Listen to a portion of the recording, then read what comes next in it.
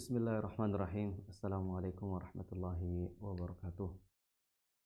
Innal hamdalillah nahmaduhu wa nasta'inuhu wa nastaghfiruh wa na'udzu billahi min shururi anfusina wa min sayyiati a'malina may yahdihillahu fala mudilla lahu wa may yudlil fala hadiyalah. Asyhadu an la ilaha illallah wahdahu la syarika lah wa asyhadu anna Muhammadan abduhu wa rasuluhu amma ba'd. Ikhwati fiddin, azani Allah wa iyyakum, pemirsa Niaga TV dan adik-adik semua. Semoga kita senantiasa diberi bimbingan oleh Allah Subhanahu wa taala di atas petunjuknya, di atas agamanya, dan tentunya di atas sunnah Nabi Muhammad sallallahu alaihi wasallam. Salawat serta salam semoga senantiasa tercurah limpah kepada beliau, Nabi kita yang kita ikuti bersama, kita teladani bersama, dan kita berusaha untuk mencocoki amalan-amalan kita sesuai dengan yang beliau lakukan. Dan salawatnya juga semoga terlimpah kepada keluarga beliau, istri-istri beliau, anak-anak beliau, dan keturunan-keturunan beliau. Kemudian kepada kita semuanya, umatnya yang setia mengikuti sunnah beliau, mempelajari, mengamalkannya sampai hari kiamat kelak. Pemirsa Niaga TV yang dirahmati Allah Subhanahu wa taala dan adik-adik semuanya yang semoga senantiasa diberikan semangat dalam menuntut ilmu, istiqomah dalam mempelajari Al-Quran. Pada kesempatan hari ini ya, kita alhamdulillah dapat bersua kembali pada acara kita di program Tahsin Juz 29. Pada pertemuan terakhir kita sudah sampai pada pembahasan surat Al-Muddathir di ayat yang terpanjang, ya, di ayat yang terpanjang. Ya, ayat yang terpanjang yang kedua, ya. Kalau yang pertama itu di surat Al-Muzammil, ayat terakhir. Nah, kemarin kita sudah selesai pada pembahasan ayat yang terpanjang di surat Al-Muddathir. Kenapa saya katakan terpanjang? Karena di sana terdapat beberapa mad-mad, ya, berbeda dengan surat Al-Muzammil yang terpanjang. Di ayat terakhir itu madnya hanya beberapa, ya, mad far'inya hanya beberapa. Makanya saya katakan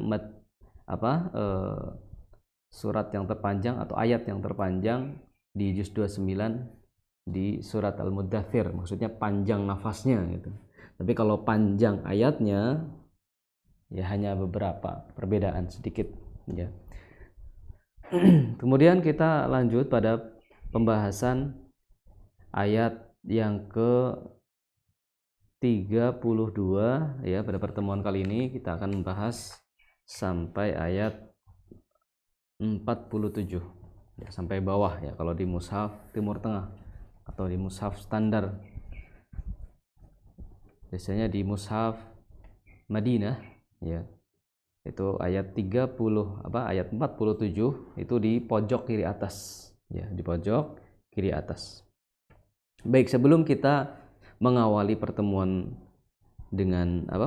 kita dengan menggali hukum-hukum tajwid, menggali apa yang ada dalam ilmu tajwid di surat Al-Muddathir ayat 32 sampai 47, kita awali dengan bacaan surat atau Muddathir, ya, atau ayat yang akan kita gali tersebut.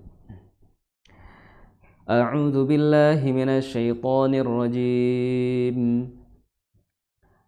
Kalla wal qamar wal laili idh adbar was subhi idza asfar innaha la ihdal kubar نذيرا للبشر لمن شاء منكم أن يتقدم أو يتأخر كل نفس بما كسبت رهينة إلا أصحاب اليمين في جنات يتساءلون عن المجرمين ما سلككم في سقر قالوا لم نك من المصلين ولم نك نطعم المسكين وكنا نخوض مع الخائضين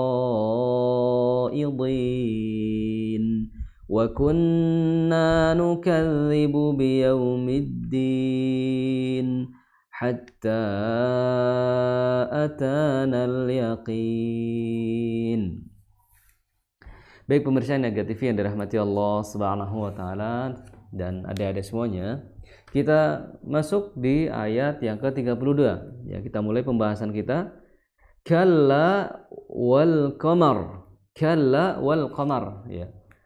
Di sini ada huruf kaf, ya. Kita sudah seringkali membahas makhraj pada suatu huruf, ya.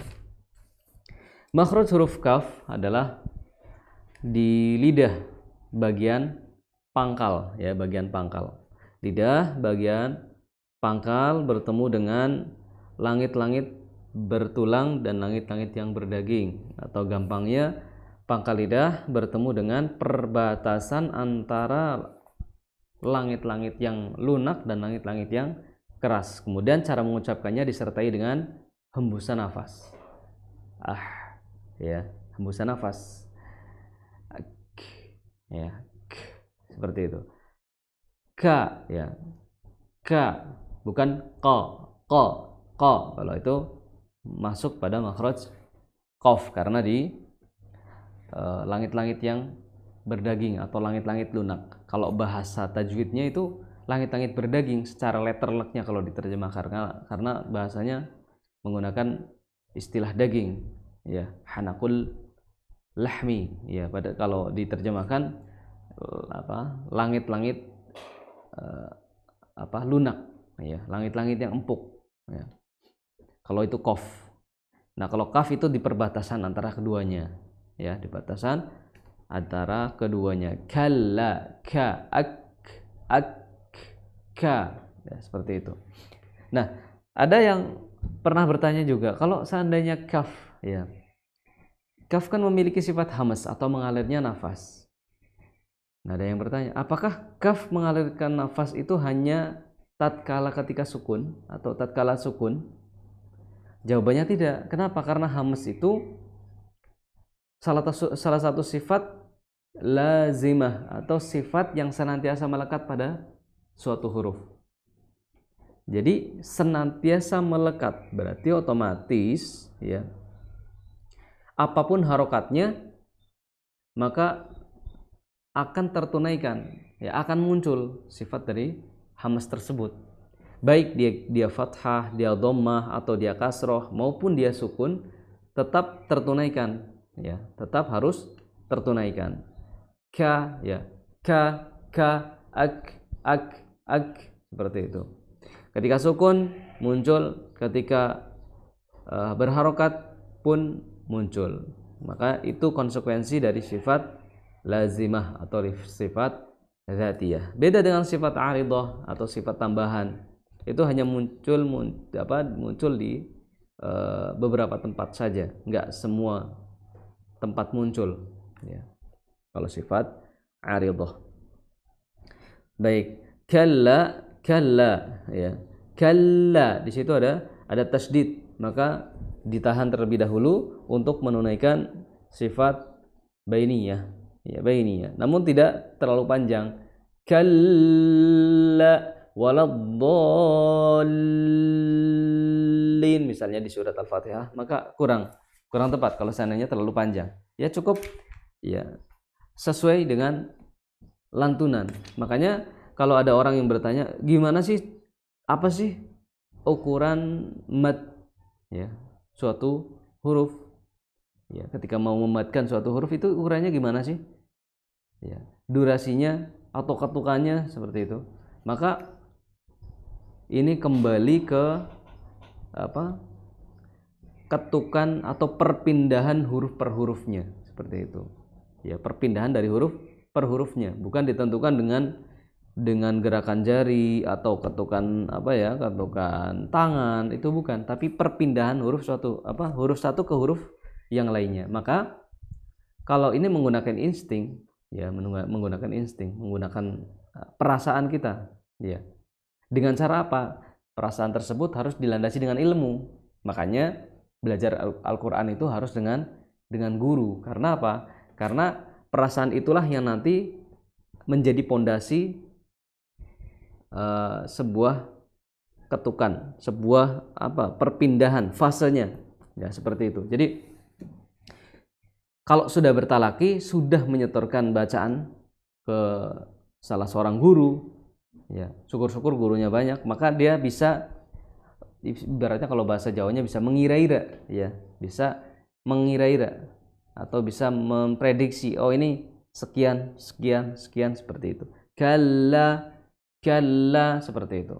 Mungkin ada yang bacanya pelan, kalla, menurutnya sudah benar, ya kalla menurutnya sudah benar, tapi bagaimana menurut gurunya? Nah, gurunya inilah yang paham karakteristik daripada muridnya. Maka sangat wajib, ya bukan dianjurkan tapi memang wajib belajar Quran itu dengan guru, kemudian tatap muka, ya face to face, langsung syukur-syukur bertalaki dua orang, 4 mata, itu lebih bagus, ya kalau tidak minimal mujawwad, ya mujawwad munawwabah, ya bukan mujawwad, munawwabah, ya satu guru kemudian murid ada lebih dari satu, itu juga bagus, ya tapi lebih afdolnya 4 mata, ya guru murid langsung setorkan dari mulut ke mulut, ya seorang guru melihat bagaimana muridnya membaca, mengoreksi, kemudian murid juga menyimak penjelasan secara langsung, melihat secara langsung praktek dari bacaan gurunya, ya itu kaitannya dengan durasi mad, durasi gunnah, seperti itu, ya jadi ditentukannya dengan perasaan, seperti itu, dengan insting, ya bukan dengan ketukan secara teori, ya gitu.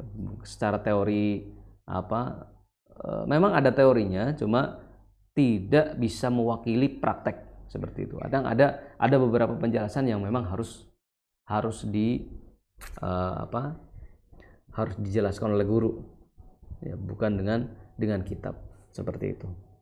Kemudian kalla wal qamar, ya wal qamar, wa jangan wo, kalla wal, ya jadi wal lamnya juga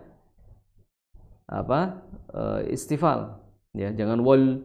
Kalau wal qo, ya karena ingin mengucapkan qaf akhirnya lamnya jadi ikut tebal, wal seperti itu, ya. Nah, indikasi suatu huruf itu tipis, ya sedikit dengan meringis, ya makanya kalau huruf-huruf yang tipis, ya kalau disebutkan huruf tipis, berarti gimana cara menipiskannya? Dengan sedikit meringis, ya sedikit meringis. Wal qa, ya qa, kalau qaf baru, ya tidak meringis, kalau meringis susah, qa ya nggak bisa. Wal qa, seperti itu, qa, tapi ketika mengucapkan qaf juga tidak dengan memunyungkan kedua bibir, ya qa, seperti itu, qa, tapi qa biasa, qa. Kalla wal qamar, ya. Kemudian di huruf mim, qama, ma, jangan sampai terpengaruh oleh ketebalan dari masing-masing huruf atau di antara depan dan belakangnya huruf tersebut. Misalnya di sini kan mim, ya. Mim di tengah antara qaf dan ro. Qaf di sini memiliki sifat ketebalan, tafkhim. Kemudian ro juga di situ tebal. Kenapa? Karena mimnya berharokat fathah. Namun ya, kita jangan sampai fokus di ro-nya kemudian lupa di mim ya. Di mimnya. Akhirnya apa? Mim yang harusnya membuka mulutnya dengan sedikit meringis karena dia hukumnya tipis, ikut ditebalkan ya, karena sudah mengucapkan qaf tadi, ko mo, jadi seperti itu. Jadi ko ma or ya. Jadi kalla wal qamar mo, jadi mo jadinya.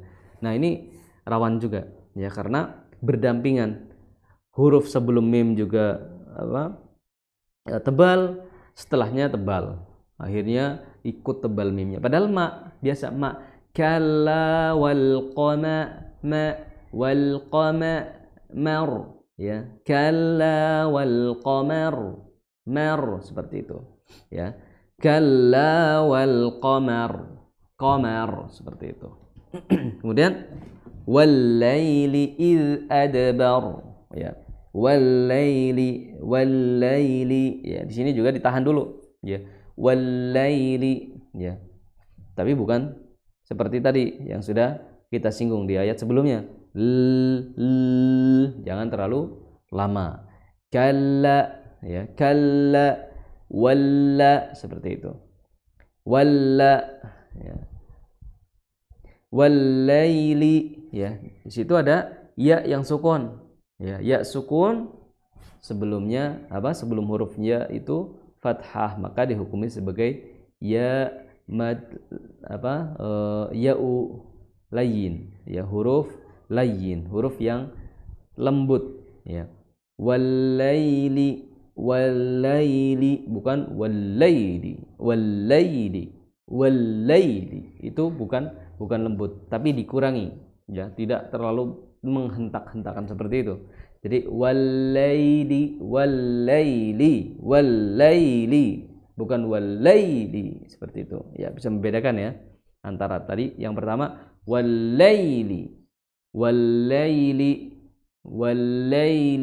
ya, seperti itu, hentakannya dikurangi. Kenapa? Karena ya masuk pada hukum layyin di sini. Wallaili id adbar. Nah, di sini harus membedakan antara dal yang tidak ada titik, yaitu dal, kemudian zal yang ada titiknya. Ya. Terkadang juga sebagian kita tertukar ketika membaca id adbar jadi id adbar ya. Id adbar. Id jadi akhirnya dal semuanya, atau dua-duanya jadi zal, id adbar ya. Nah, itu juga ya tertukar ya. Ya, jadi tertukar. Nah, ini kurang tepat ya, kurang tepat karena biasanya nggak fokus ya, nggak fokus. Ini persis kayak di surat ini juga, di surat Asy-Syahr ya, atau Alam Nasrah ya, di ayat yang ketiga itu bunyinya seperti itu juga ya, hampir mirip ya, hampir mirip, namun kebanyakan dari kita ya malah menyamakan duanya. Contohnya apa? Alladzi anqaddo ya, akhirnya seperti itu ya, anqaddo, padahal anqaddo seperti itu. Ini hampir mirip ya, terdengar sama tapi beda ya. Kalau yang sudah tahu ya, udah pernah belajar tajwid, oh ini beda ini ya, anqaddo ya. Yang pertama dia dod, yang kedua dho. Nah, ini juga ya, yang pertama za lembut ya, di ujung gigi seri atas za ya, sedikit dikeluarkan ujung lidahnya yang ada titiknya itu. Ada. Nah, yang kedua baru dibalik gigi ya. Kalau yang ada titiknya itu di ujung gigi seri, kalau yang tidak ada titiknya itu di belakang gigi ya, di pangkal gigi seri atas ya, di belakang. Da seperti itu. Da dia memiliki sifat qalqalah. Da ya. Beda dengan yang ada titiknya. Yang ada titiknya itu sifatnya rakhawah, mengalir suara. Ya itu ngalir, suaranya ngalir. Beda dengan yang id. Nah, itu enggak ngalir. Jadi beda. Walaili iz adbar. Ya, bar ya, makhrajnya di kedua bibir bawah dan bibir atas, kemudian roknya rok tebal karena banyak berharokat fathah ya. Nah, ini rok yang kita mau sukunkan, kemudian huruf sebelum rok fathah atau dhammah maka dihukumi sebagai hukum tafkhim atau tebal ya, bukan bar tapi bar seperti itu. Tapi bukan bor kayak gitu juga bukan. Ya kayak Allahu akbar bar biasa. Ya, tebal tapi bukan yang tebal-tebal banget. Akhirnya sampai banyak berubah jadi bor. Allahu akbar ya, bar bukan bar tapi bar ya. Kemudian was-subhi ya, wassu bukan tapi su ya. Suara desiran ya, suara desiran ya dari gigi bawah itu disertai dengan ketebalan, bukan subuh ya, itu sin ya, sin. Tapi kalau shad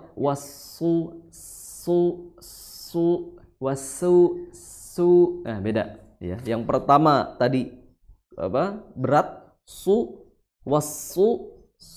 yang kedua ringan nah itu yang pertama tadi shad, yang kedua sin. Wasubhi ya, subhi wasubhi idza asfar ya, dari subhi, di tengah tenggorokan, dikatup epiglotis ya, ya, temannya adalah seperti itu. Kemudian idza ya,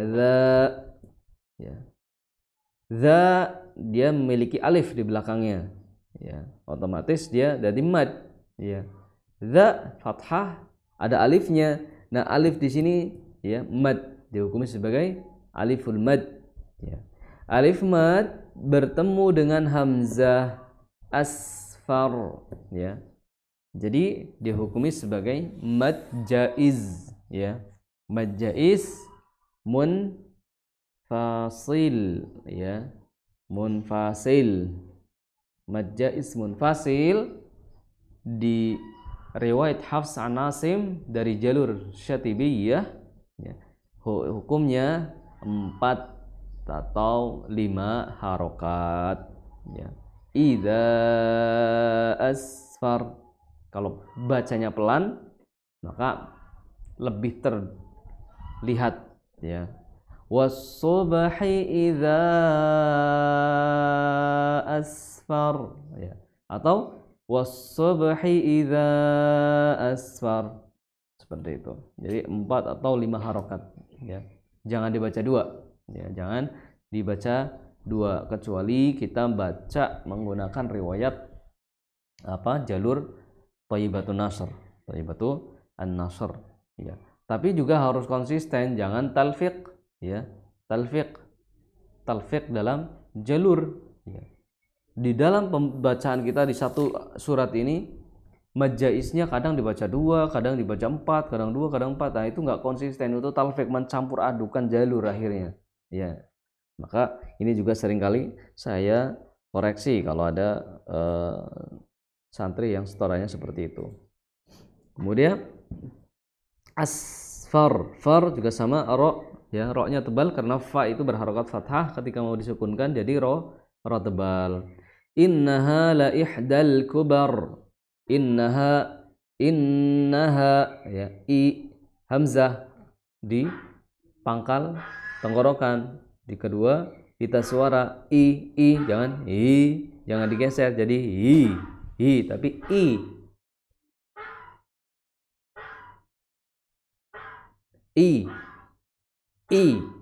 ya, bukan ya, itu digeser atau diseret suaranya di tapi di i ya. Inna langsung masukkan nun, ya, langsung masukkan nun, kemudian tahan 2 harokat ya, karena nun dia memiliki sifat gunnah, innaha la ihdal kubar, innaha la ihdal kubar ya, ha 2 harokat ya di pangkal tenggorokan, kemudian la ihda ha. Nah ini juga jangan ketukar antara ha dengan ha ya.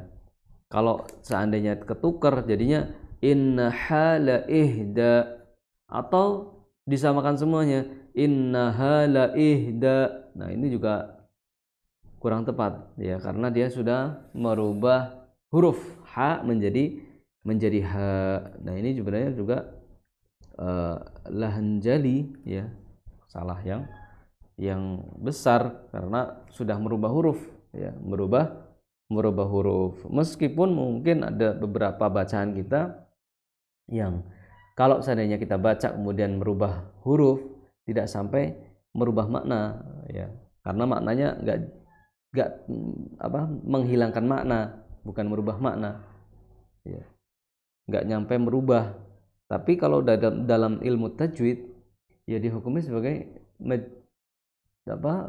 lahan jali ya, karena sudah merubah huruf yang satu dengan huruf yang lainnya, sudah dirubah-rubah, maka sudah jali hukumnya tetap ya. Meskipun dalam ilmu fikih ya, kalau seandainya tidak sampai merubah arti masih dianggap belum fatal gitu. Tapi kalau di ilmu tajwid ya sudah jali kategorinya karena merubah huruf.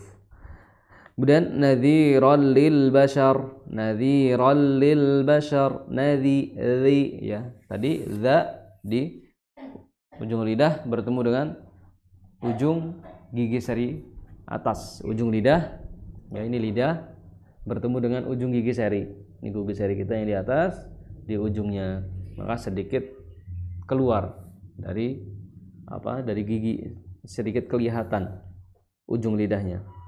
Nadhira ya, rallil bashar, ra di situ ra tanwin bertemu lam jadinya idgham bila gunnah ya, idgham bila gunnah ya. Nadhiran lil jadi bukan nadhiran lil ya, tapi langsung masuk ke huruf lamnya, si huruf yang setelahnya. Nadhiran lil bashar. Nah, di sini ada lil bashar. Sya ya. Ba sya. Nah, sama. Ba cara membacanya adalah dengan sedikit meringis karena dia termasuk huruf ringan. Kemudian dia fathah membuka mulutnya. Ya, fathah yaftahu. A ba ya. Seperti itu, ba, jangan bo jadi ba jadi tebal, tapi sedikit dia tarik ke samping, ba seperti itu. Begitupun dengan huruf shin, sya yang ada titiknya itu, titik 3 ya. Sa, sya ya. Seperti itu membacanya. Ba, sya seperti itu, bukan ba, sya. Banyak dari kita yang bacanya seperti itu, atau mungkin juga sebagian dari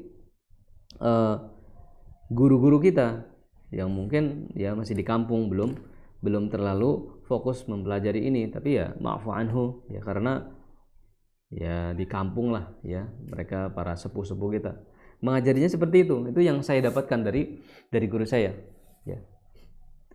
Sya seperti itu dimonyongkan seperti kayak mengusir ayam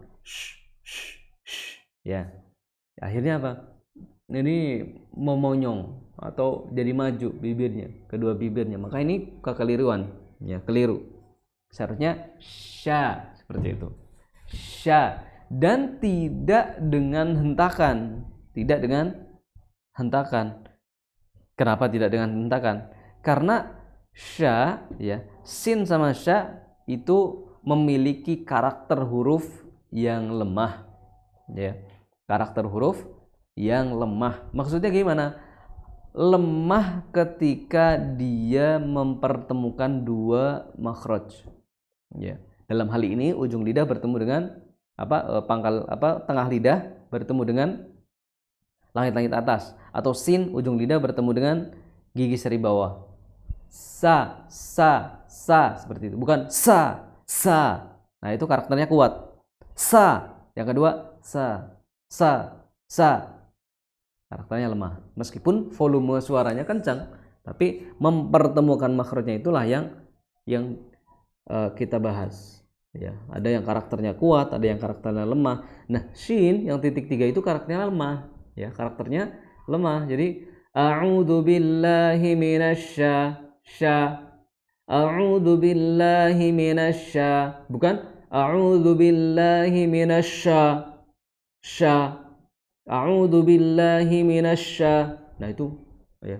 Nah, ini penting juga, ya, penting untuk diperhatikan, ya, penting untuk diperhatikan bersama bahwa huruf shin itu seringkali kita dapati kesalahan. Mungkin juga sebagian kita yang sudah tahu mungkin teorinya tapi masih terbawa oleh bacaan-bacaan yang lama, yang sudah melekat di bibir, akhirnya agak sedikit susah untuk merubah. Tapi ya harus kita usahakan agar tidak monyong bibirnya, ya. Sya, sa, sya, ba, sama, ya, posisi bibirnya karena dia fathah, ya. Karena dia fathah, kemudian dia juga istifal, lidahnya di bawah. Ba, ta, ja, ha, ya. Sya, sa, sya, za, seperti itu. Jadi jangan ya, itu offset, ya, bibirnya berkibar-kibar. Kemudian liman syaa minkum an yataqaddama aw yata'akhkhar. Liman syaa. Nah, di sini ada nun sukun bertemu sya, ya. Nun sukun bertemu sya dihukumi sebagai ikhfa, ya. Gimana sih cara mengucapkan ikhfa? Cara mengucapkan ikhfa itu bunyi gunahnya, ya, karena ikhfa itu kan suara samar, ya, suara samar yang disertai dengan gunah selama 2 harokat. Nah, yang menjadi permasalahan kita ketika gunah, ya, ketika menyamarkan suara samar tersebut selama 2 harokat, bunyinya dipengaruhi oleh huruf setelahnya. Setelah nun itu, ya, hurufnya ikhfa apa? Ikhfa dha, apa ikhfa sin, apa shin, apa ikhfa to, huruf to, maka beda, ya, tergantung hurufnya, ya. Jadi tidak serta-merta ketika ada hukum ikhfa itu menjadi ang min syarri liman syaa minkum, bukan seperti itu, ya.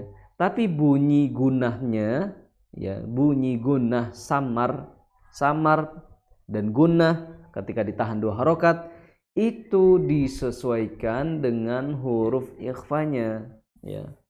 Huruf ikhfanya kalau sin berarti dia tipis, ya, hurufnya tipis, ya. Karena, ya, kalau ditanya terus gimana cara mengucapkannya, cara mengucapkan ikhfa itu posisi lidah udah siap-siap mau menuju ke makhraj huruf setelah nun, ya. Posisi lidah, saya ulang, ketika mengucapkan ikhfa, posisi lidah itu sudah siap-siap mau menuju, ya, siap menuju ke huruf setelah nun, ya. Berarti sudah nempel belum? Belum. Jangan ditempelkan terlebih dahulu ke huruf setelah nun, tapi di ngambang dulu, tapi sudah siap, tinggal tek kayak gitu. tapi belum sampai nempel. Jangan sampai seperti ini. Limash ya susah. Mandalladzi. Nah, itu nempel jadinya idhar. Tapi ya seperti itu. Nah, begitupun shin. Limash. Nah, itu udah siap menuju ke ya makhraj shin ya. Jadi jangan ditempelkan dulu. Ya, jangan ditempelkan dulu di huruf yang setelah nun tersebut. Dan disesuaikan dengan sifatnya. Huruf shin dia memiliki sifat isti'la atau enggak ya, cara gampangnya isti'la dan istifal. Nah, kalau seandainya yang huruf ikhfanya itu memiliki sifat isti'la, maka gunahnya itu juga tebal. Kalau hurufnya dia tidak memiliki sifat isti'la, maka ketika menggunakan juga tipis seperti itu ya. Contoh kalau tebal ya, tebal ming, tapi kalau tipis ming beda ya, berbeda. Jadi sedikit jelimet memang ya, sedikit jelimet. Makanya kalau ada yang mengatakan belajar hukum tajwid ya, idhar, ikhfa, idgham itu gampang ya, sekali pertemuan kelar beres. Sebenarnya ya gampang gak gampang ya, susah gak susah sebenarnya ya. Tapi memang kalau seandainya kita ingin mendalami ya sedikit sedikit jelimet ya, sedikit jelimet karena kita harus memahami teorinya. Yang kedua kita harus bisa melafadzkannya atau mengucapkannya. Kita lanjut. Wa minkum liman syaa minkum ya. Minkum ya, tadi mansya ya, jadi langsung jangan langsung menuju ke sifat huruf shin ya, tapi dimunculkan sifatnya istifal. Liman syaa tafasyi, di situ sudah mulai terdeteksi ya. Liman syaa, bukan liman syaa, tapi liman syaa ya, sudah siap menuju shin. Kemudian minkum ya, nun bertemu kaf ya, minkum langsung eng ya, langsung diangkan, tapi engnya tipis, bukan eng tebal. Minkum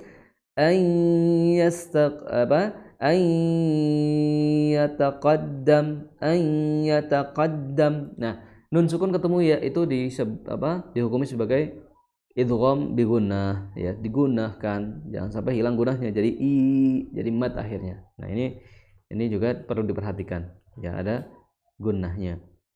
Kemudian kullu nafsim bima kasabat rahinah.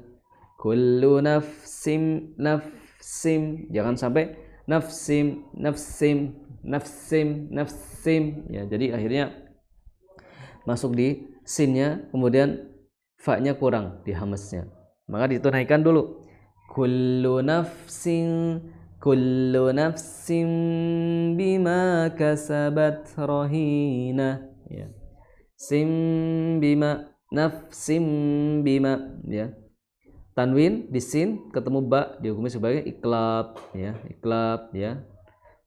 Kalau saya yang ngambil pendapat dipertemukan, ditempelkan kedua bibir, karena ada madhab ya dari Mesir ya, mayoritas ulama Mesir cara membaca iklab itu dengan merenggangkan kedua bibir, jadi ada furujah celah. Nafsil ada celahnya. Tapi kalau madhabnya orang-orang Basrah ya, Damaskus ya, itu dengan merapatkan kedua bibir tapi tidak disertai tekanan, jadi merapat secara ringan ya. Nafsim bima ya, nafsim bi, jangan terlalu direkatkan juga ya, jangan terlalu direkatkan, tapi kembalikan ke guru kita. Kalau memang guru kita mengajarkan furjah ya kita ikutin gurunya. Ya, kita ikutin gurunya karena dua-duanya benar insyaallah, ya, benar insyaallah. Yang kasih furjah, diberikan celah di kedua bibir juga ada hujahnya, kemudian yang merapatkan juga ada hujahnya. Ini ikhtilaf, ya, ikhtilaf di antara para qari, ya, di bidang tajwid. Kasabat rahina, kasabat bat, ya, ada hamesnya, ya, ada hamesnya. Kemudian illa ashabal yamin, illa, ya, di sini ada mad bertemu dengan hamzah, alif ketemu hamzah, ya, dihukumi sebagai mad jaiz munfasil. Ya, mad jaiz tadi sama panjangnya seperti kayak di kata idza, ya, idza, ya, panjangnya 4 atau 5 harokat, ya. Sama juga tadi di ayat yang sebelumnya di liman sya, ya, itu mad wajib, ya, tapi menurut jalur Syatibiyah mad wajib sama mad jaiz itu dihukumi sama, ya, nggak ada perbedaan di jalur Syatibiyah. Illa ashabal yamin fi jannatin yatasaalun, yatasaalun, itu mad, ya, ketemu hamzah dihukumi sebagai mad wajib, ya, mad wajib panjangnya 4 atau 5 harokat. Itu opsinya hanya 2, ya, hanya 2 pilihan di jalur Syatibiyah. Anil mujrimin, min, mau ngambil berapa? Nah, kita sesuaikan dengan ayat sebelumnya. Ashabal yamin, illa ashabal yamin. Di min yang pertama itu berapa harokat? Ya, atau kalau kita ambil tarik ke belakang, ya, kita sesuaikan anil mujrimin, yaitu sama seperti kita baca di ayat yang ke-8. Fa idza nuqira fin naqur. Nah, itu mau panjang berapa? Mau 2, mau 4 atau 6. Nah, maka kalau sekali baca kita sekali duduk, ya, sampai di ayat 31 atau 41 ini, maaf, maka min di waqaf disesuaikan dengan panjang bacaan di ayat 8 di naqur, di kalimat qur, ya, seperti itu. Jadi walaftu fi nadhirihi kamitslihi, jangan beda-beda. Jadi mad arti sukun ada 2, kadang 4, kadang 6, ya. Maksudnya para ulama itu membolehkan 2, 4, 6, ya, itu milih di antara 3 itu, bukan, ya, skarpe dewek maksudnya gitu. Asal dalam satu kali baca ada yang 2, ada yang 6, bukan seperti itu. Maksudnya kita mau ngambil yang mana dalam bacaan kita ini? Mau ngambil 6, ya udah berarti ayat setelahnya juga 6, 6, 6, 6, 6, 6, seperti itu. Atau ketika nafasnya lagi tidak enak, ya, lagi batuk, ya udah ambil yang 2, 2, 2, 2, 2, seperti itu. Itu maksudnya, bukan campur aduk di talfik. Ma salakakum fi saqar, ma salakakum, kaf semua. Ma salakakum fi saqar, ya. Qalu lam naku minal musallin, qalu lam naku, ya, jangan qalu lam naku, ya, kaf, minal musallin, walam naku nut'imul miskin, walam naku nuto, ya, itu to qalqalah, ya, qalqalah, ya, jangan sampai dihilangkan qalqalahnya. Kalau to dia memiliki sifat qalqalah yang dimiliki oleh huruf to, ya, kita harus lihat bahwa qalqalah itu sifat lazimah, ya, atau sifat dzatiyah yang senantiasa melekat pada suatu huruf, maka harus ditunaikan. Walam naku nut'imu, nah, itu kurang tepat karena menghilangkan qalqalah. Tapi yang tepat adalah walam naku nut'imul miskin, seperti itu. Wa kunna nakhudu ma'al khaidin, ya. Wa kunna nakhudu, kha, ya, makhrajnya adalah di tenggorokan paling atas, tenggorokan paling atas atau di belakang pangkal lidah ya. Namun ya tidak dengan seperti itu ya, wa kunna nakhudu ya, itu berlebihan ya. Kenapa berlebihan?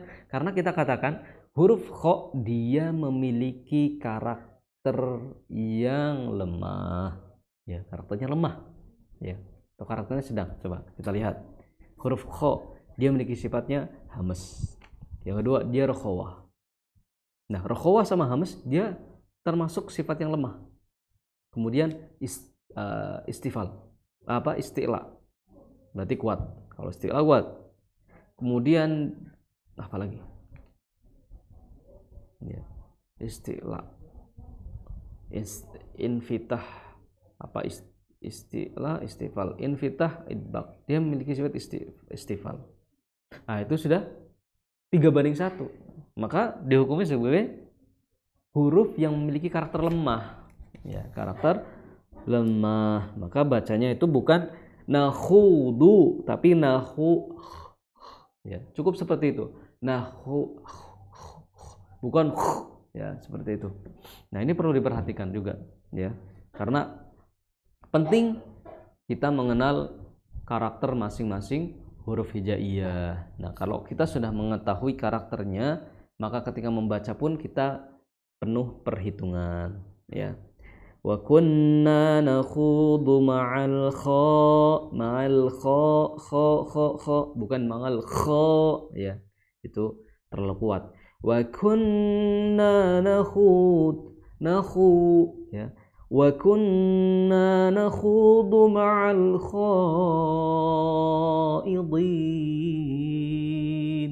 ya, kha ya. Nah khaidin di situ dihukumi sebagai mad wajib ya muttasil ya, mad wajib muttasil ya, karena di situ ada huruf alif mad ya bertemu hamzah dalam satu kata ya. Jadi hukumnya itu 4 atau 5 harokatnya namanya mad wajib ya, gampangnya mad wajib. Kemudian wa kunna nukadzibu biyaumiddin, wa kunna nukadzibu biyaumiddin ya.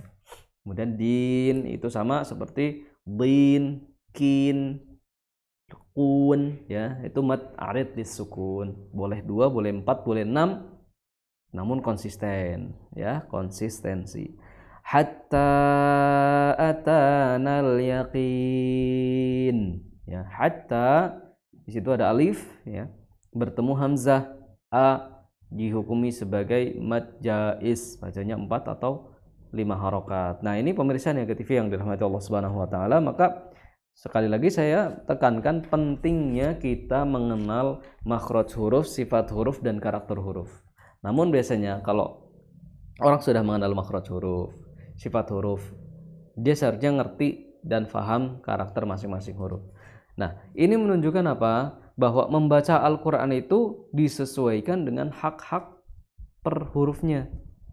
Ya, huruf per hurufnya itu memiliki hak, ya, haknya masing-masing. Maka kita mengucapkannya juga sesuai dengan haknya. Jadi kalau baca Al-Quran itu sebenarnya bukan dengan selera kita sebenarnya. Selera dalam artian kencong ya, kemudian lambat, meliuk-liuk ya, pelan, kuat ya, misalnya misalnya seperti itu, kayak hentakan-hentakan, itu sebenarnya kurang tepat, karena membaca Quran sebenarnya ngalir saja, ya. Bismillahirrahmanirrahim, bukan Bismillah. Ya itu ya sepertinya kurang menunaikan dari masing-masing hurufnya. Ya, ada karakternya, ada sifatnya, kemudian makhrajnya dicocokkan juga dan lain sebagainya. Maka penting ya, makanya mengenal makhraj huruf, sifat huruf itu penting. Ya, makanya kalau kita ya pemirsa Niaga TV ya dan adik-adik semuanya untuk mengawali ya belajar tajwid hendaknya diperkenalkan makhraj huruf, sifat huruf dan karakter huruf ya. Itu ilmu pertama atau ilmu dasar dalam mempelajari tajwid sebelum hukum nun sukun dan tanwin. Ya. Ya demikian ya yang dapat saya sampaikan ya terkait dengan hukum tajwid yang terdapat pada ayat 32 sampai 47 di surat Al-Muddathir ya. Untuk mengakhiri pertemuan kita ya di pagi hari ini, sebelumnya saya mengucapkan jazakumullah khairan kepada antum semuanya yang sudah menyaksikan acara kita ya. Kurang dan lebihnya kami pribadi mohon maaf yang sebesar-besarnya. Kita baca terlebih dahulu. A'udzu billahi minasyaitonir rajim. كلا والقمر والليل إذ أدبر والصبح إذا أسفر إنها لإحدى الكبر نذيرا للبشر لمن شاء منكم أن يتقدم أو يتأخر كل نفس بما كسبت رهينة إلا أصحاب اليمين في جنات يتساءلون عن المجرمين ما سلككم في سقر قالوا لم نك من المصلين ولم نك نطعم المسكين وكنا نخوض مع الخائضين وكنا نكذب بيوم الدين حتى أتانا اليقين. Demikian ya. Wa akhiru da'wana alhamdulillahirabbil alamin. Wassallallahu ala nabiyina Muhammadin wa ala alihi wa sahbihi wasallam. Wassalamualaikum warahmatullahi wabarakatuh.